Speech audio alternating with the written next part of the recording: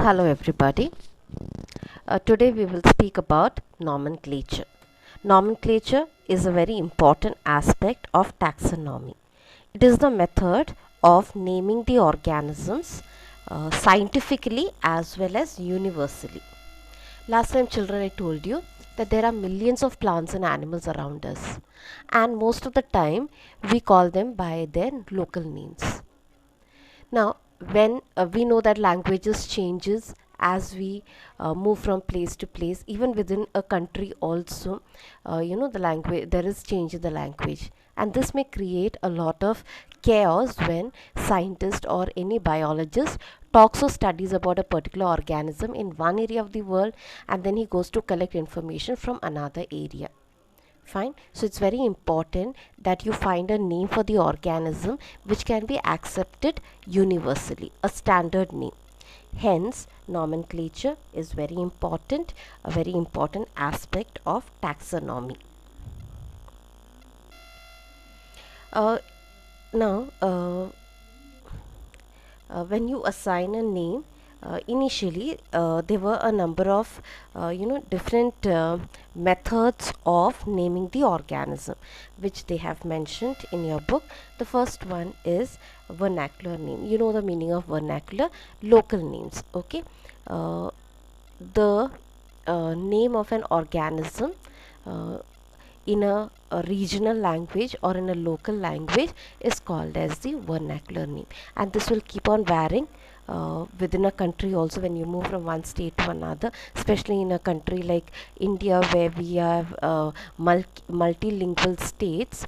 The any species will be known by so many different names in different places. For example, batata potato is known as batata. Then aloo. Then you go down to the south, it is called as kerang. So different names given to the same uh, uh, organism or same plant. Fine. So vernacular name cannot be universally accepted, hence they had to do away with this vernacular name. Then there came a method of naming the organisms by scientific manner. Fine. This was based on certain criteria put down by a number of taxonomists, and there were two types of scientific names assigned uh, uh, to the organisms. One was the polynomial nomenclature and the other was trinomial nomenclature. Both of them became outdated later on. Polynomial nomenclature, you know the meaning of the term polynomial. Here an organism is known by a number of words to describe it. Fine.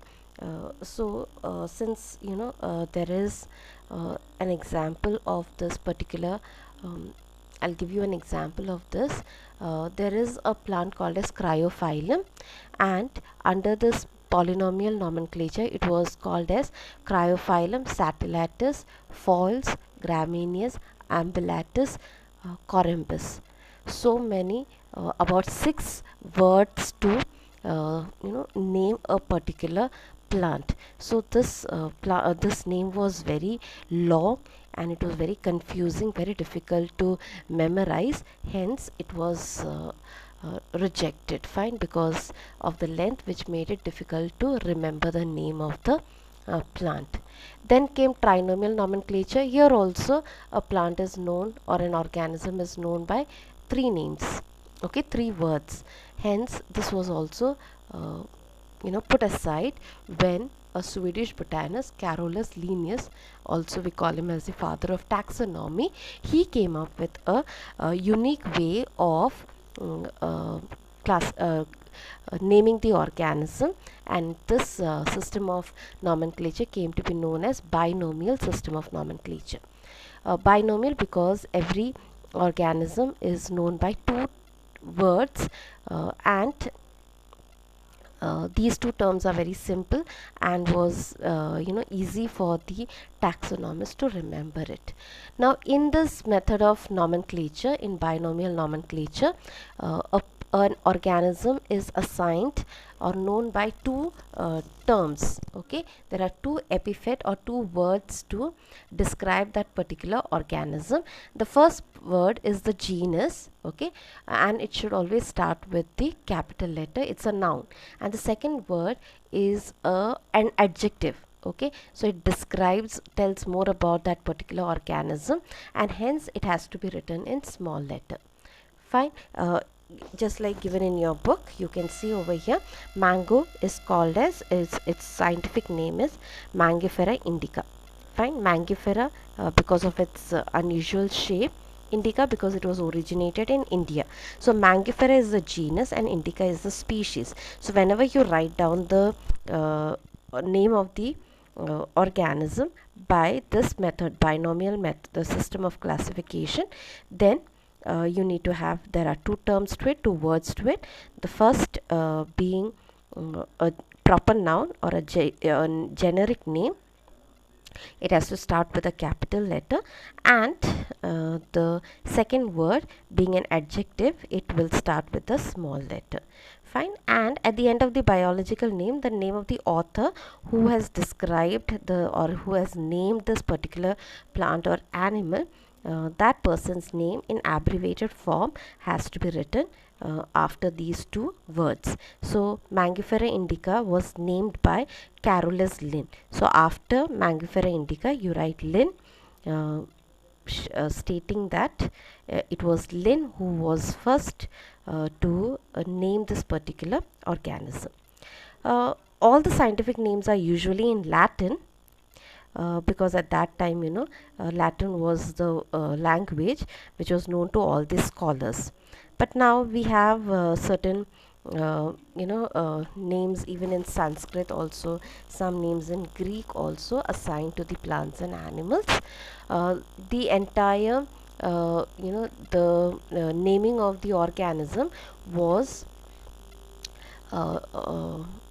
it was in Linnaeus described or described the plant names in his book called as Species Plantarum, and he also published a book for animals where all, there are about 4,326 species of animals with their respective detailed information along with their nomenclature in his book Systema Naturae. Fine. So these are the two books, Species Plantarum, where he has noted down all the about 5,900 species of plants with their detailed study, their descriptions, their diagram or their pictures maybe, along with their scientific name, and the animals in his book called as Systema Naturae. So that's about the nomenclature. Fine. Then we go to international code of nomenclature. The scientific name, hence it has to be, since it is accepted universally, it has to be standardized by some international agencies. So we have a number of international agencies like the ICBN, the ICZN or the ICBN, etc., as mentioned in your book. Then we have even ICNCP and ICTV also. All these are international agencies which recommends or which has standardized the scientific names of plants, animals, bacteria, viruses, and also the cultivated plants, the hybrid plants which are made by engineered, grafted, etc., by man. Fine. So all this comes under international code of nomenclature. This is important from your NEET examination point of view. They give you the abbreviations and you have to write down the you have to pick up the correct full form for those abbreviations. Next we are going to the rules for binomial nomenclature.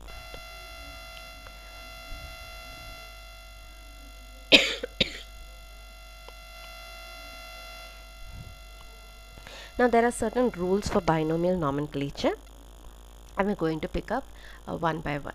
Fine. As I told you, this system ascertains two words to the name or to the organism. Fine. So you have the scientific name of the organism made up of two components, genus and the species. Fine. And as I told you, the name of the genus should always start with capital letter, and the species name should always begin with a small letter. Then when you are writing these names with your hand, they have to be written separately. Both these words have to be written separately and even underlined separately.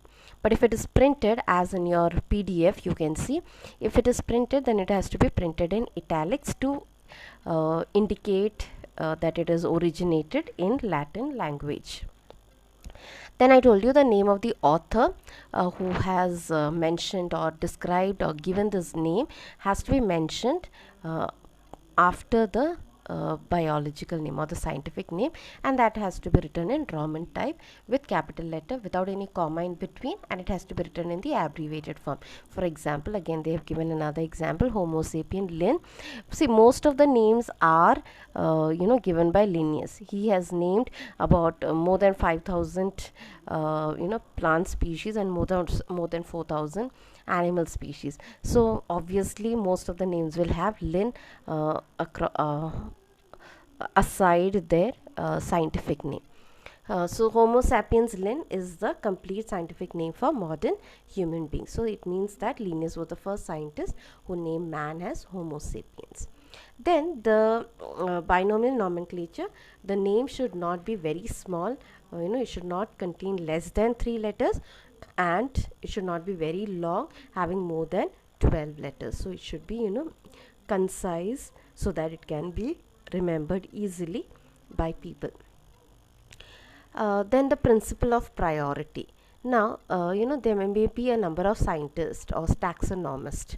Fine. The first person, okay, the initial name given by the by a particular taxonomist is considered to be valid and right if it goes according to the rules, and then that name will be considered for that particular organism.